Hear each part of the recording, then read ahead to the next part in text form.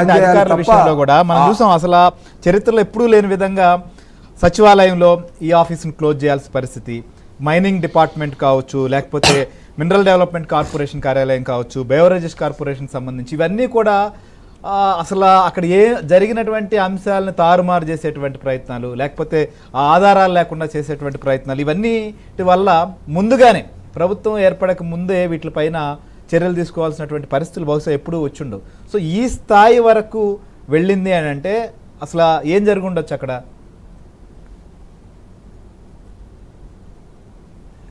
తప్పకుండా ఇప్పుడు ఏంటంటే అక్కడ మనకు వైసీపీ పాలనలో తప్పిదాలు అనేవి బహిరంగంగానే జరిగాయి.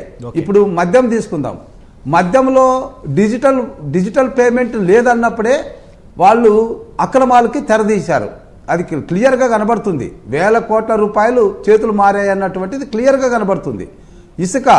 ఇసుకలో ఎప్పుడైతే ఫ్రీగా ఉన్నటువంటి ఇసుకను కాంట్రాక్టుల చేతిలో పెట్టి ప్రజలకు అందకుండా చేశారో అది ఖచ్చితంగా అక్రమాలకి బహిరంగంగా కనబడుతుంది.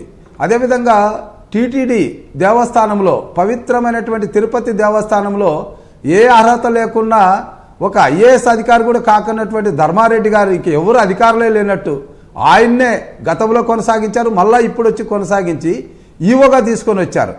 వీళ్ళందరినీ పర్యవేక్షించాల్సినటువంటి చీఫ్ సెక్రటరీ గారు కూడా తప్పు చేసినటువంటి వాడిగా చివరిలో ఎంత అంటే ఏ అధికారి ఆ స్థాయిలో ఉండి మరి సెలవుపై వెళ్ళడము అన్నటువంటి జరగల.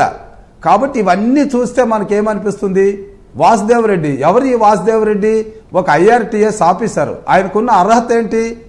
ఆయన ఒక సీనియర్ IAS ఆఫీసర్ చేయాల్సినటువంటి పోస్టుకు వచ్చాడు.